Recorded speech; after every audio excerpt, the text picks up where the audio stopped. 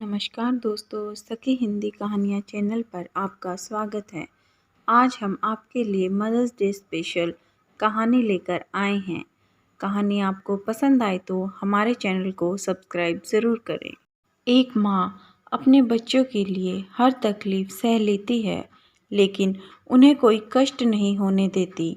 बच्चों का अनाथ होना इस दुनिया की सबसे बड़ी तकलीफ़ कहा जा सकता है। ऐसे में कुछ लोग ऐसे होते हैं जो अनाथ बच्चों के लिए माँ बाप बन जाते हैं। भारत की मशहूर सिंधुताई सपकाल ऐसी ही शख्सियत थी। महाराष्ट्र के वर्धा जिले की रहने वाली सिंधुताई सपकाल का संबंध एक चरवाहा परिवार से था। उनका परिवार इतना गरीब था कि ठीक से खाने तक को नहीं मिलता था। वह खुद भी भैंस चराने जाती थी। घर की आर्थिक स्थिति के चलते उन्हें कक्षा 4 के बाद पढ़ाई भी छोड़नी पड़ गई। सिर्फ 9-10 साल की उम्र में उनकी शादी 35 साल के पुरुष से करा दी गई। बेहद कम उम्र में ही वह गर्भवती भी हो गई। वह बताती हैं कि अन्याय के खिलाफ आवाज़ उठाने के कारण उनके ससुराल वालों ने उन्हें घर से बाहर निकाल दिया था। मायके वालों ने भी उन्हें रखने से इनकार कर दिया। सिंधुताई ने दर दर की ठोकरें खाई और अकेले ही अपनी बच्ची को जन्म दिया। पहले गर्भावस्था, फिर नवजात की भूख। इन परिस्थितियों ने सिंधुताई को इस कदर लाचार किया कि उन्हें स्टेशन पर भीख मांगकर पेट भरना पड़ा। कभी भीख नहीं मिली तो सिर्फ 10 दिन की बेटी को लेकर वे शमशान भी गई और लाशों के ऊपर फेंके गए आटे से रोटी बनाकर खाई। खुद अनाथ जैसा महसूस कर रही इस माँ के अंदर अनाथ बच्चों के प्रति प्रेम यहीं से जागा। मजबूरी और गरीबी में हालात कुछ ऐसे बन गए थे कि सिंधुताई ने अपनी ही बेटी को मंदिर के भरोसे छोड़ दिया था। बाद में उन्हें रेलवे स्टेशन पर एक अनाथ बच्चा मिला तो उनकी आंखें खुल गई।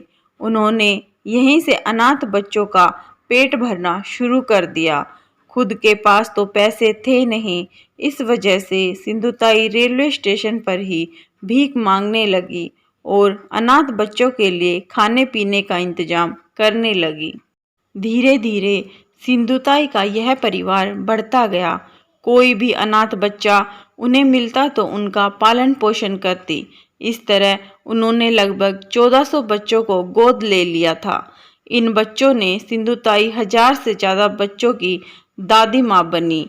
बताया जाता है कि उनके इस परिवार में 207 दामाद और 36 बहुएं हैं। सिंधुताई की मेहनत और परिश्रम के चलते इसमें से कई बच्चे आगे चलकर डॉक्टर, इंजीनियर, वकील भी बन गए। इतना ही नहीं, इन बच्चों ने भी अपनी जिम्मेदारी समझी और कई अपने जैसे अनाथ बच्चों के पालन पोषण की जिम्मेदारी ली। सिंधुताई को अपने इस काम के लिए देश से लेकर विदेश तक पहचान मिली। उन्हें सैकड़ों पुरस्कार मिले, जिसमें देश का प्रतिष्ठित पुरस्कार पद्मश्री भी शामिल है। इसके अलावा उन्हें महाराष्ट्र का अहिल्याबाई होलकर पुरस्कार भी मिला। पुरस्कार में मिलने वाली राशि का इस्तेमाल भी वह अनाथालय बनाने और बच्चों का ध्यान रखने में खर्च कर देती थी। सिंधुताई को कम उम्र में ही छोड़ देने वाले उनके पति जब 80 साल के हो गए तो उनको सिंधुताई की याद आई।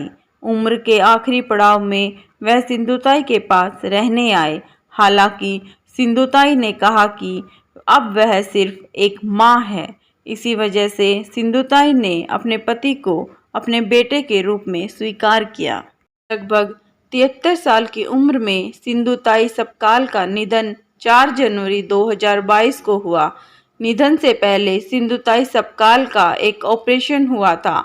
ऑपरेशन के बाद वह पुणे के अस्पताल में भर्ती थी।